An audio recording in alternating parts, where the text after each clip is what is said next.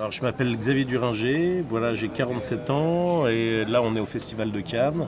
C'est la première fois pour moi et j'ai déjà à mon actif, c'est mon 4e long métrage pour le cinéma et j'ai fait 5 films télé et j'ai derrière moi aussi 20 ans de théâtre et de direction d'acteurs. Ce qui m'a vraiment plu, c'est d'abord ce que les Américains appellent le storytelling, comment un homme politique va se mettre en scène devant les caméras lui-même pour toucher affectivement et émotionnellement le public, pour après dire au public, voyez, je suis comme vous, et le public réagit en disant, ah oui, il est comme nous, donc après faire passer ce qu'on veut au niveau politique. Voilà, donc j'allais dire, on filme la mise en scène de comment un homme politique se met en scène devant les médias. Donc ça, c'est déjà quelque chose de très intéressant. Il y a une sorte de représentation, de théâtralisation qui était magnifique pour moi à tourner. Je trouvais que c'était intéressant en fait de prendre ce film comme un memento de ce qu'il a dit, comment il a fait en fait pour séduire en fait un électorat et au regard aujourd'hui de ce qu'il fait. Voilà.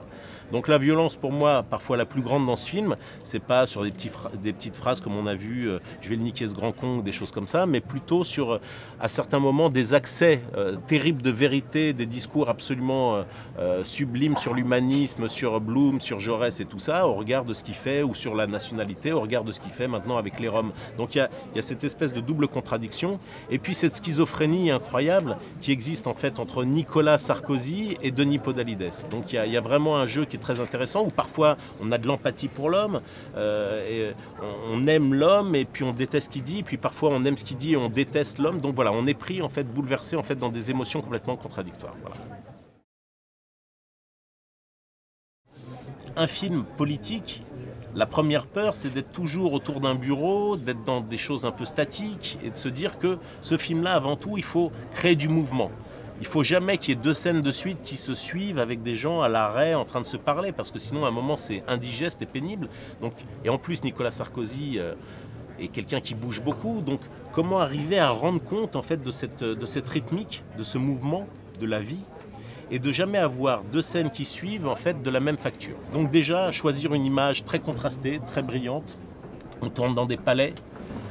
On s'est posé la question de certains films comme ça, donc on était un peu sur l'esprit film noir aussi, presque avec des ambiances où finalement on se resserre en fait sur les acteurs et non pas se faire bouffer par les décors, parce qu'on a tourné dans des décors, on a reconstruit l'Élysée, Beauvau, des endroits, le Quai d'Orsay, qui sont des endroits très très dorés. Donc comment faire pour faire une image très très contrastée, très travaillée en amont, et puis en même temps garder cette brillance, mais en même temps d'oublier complètement le décor pour être avec les acteurs et pas se laisser manger par le décorum. Voilà.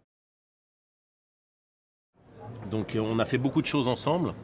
Et c'est vrai que voilà, on a une intimité au-delà même du rapport professionnel, on a une intimité dans la vie qui est très très forte.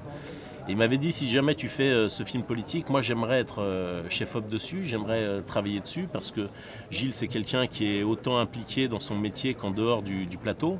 Et ça c'est très important quand on fait ce métier, c'est les nombreuses implications. Voilà, on n'est pas là juste pour faire du cinéma, on est là pour se poser des questions ensemble. Et j'avais besoin de lui parce que c'est une sorte de buffle incroyable, de taureau comme ça, d'une personne qui va booster complètement un plateau, et surtout quelqu'un qui est la personne que je connaisse qui prépare le plus, des mois en amont, qui prépare le plus en fait le rapport à l'image. C'est-à-dire qu'il a des carnets absolument fabuleux, on a vu des milliers de photos ensemble, on a essayé de se poser déjà la question ensemble, comment arriver d'une histoire que tout le monde connaît, qui est filmée, qu'on voit tous les soirs à la télévision, à éviter l'aspect documentaire, à éviter la caméra à l'épaule comme on pourrait avoir, une image un peu bleu-grise qu'on voit sur des films politiques. Comment arriver en fait à le transposer sur un vrai film, c'est-à-dire c'est quoi le cinéma en fait? C'est aussi important de parler des films qu'on ne veut pas faire que des films qu'on veut faire, de l'image qu'on n'aime pas, de l'image qu'on aime. Au niveau du cadre, on était rapidement d'accord parce que je travaillais avec un viseur de champ, avec une moto Mitchell. Donc il se déplaçait, Xavier était quelqu'un qui bouge comme moi, on est plutôt quelqu'un qui ne reste pas assis sur un cube en train de regarder avec son nom derrière, c'est pas le truc. Il se déplaçait avec un viseur de champ, faisait une croix et le cadre il était trouvé. Après on pouvait toujours discuter de lumière, qui est une chose plus abstraite. Quand vous êtes 10 à lire un scénario, 10 personnes vont avoir des visions différentes sur ce scénario. Donc il faut que le réalisateur donne un maximum d'informations autour pour qu'on fasse le film que le réalisateur a dans la tête. Donc le chef opérateur, il est là pour ça. Il est là pour extraire en posant des millions de questions, des milliers de questions. Il est là pour extraire en fait tout ce que le réalisateur a dans la tête. Ce que fait Gilles, c'est qu'il les confine dans des carnets, et à partir de là, on retravaille chaque séquence en fait va être déjà dans un plan au sol, dans des couleurs, dans un découpage précis. C'est pas quelque chose qui fige, c'est quelque chose qui ouvre. Quelqu'un qui n'a pas préparé, c'est lui qui se fige.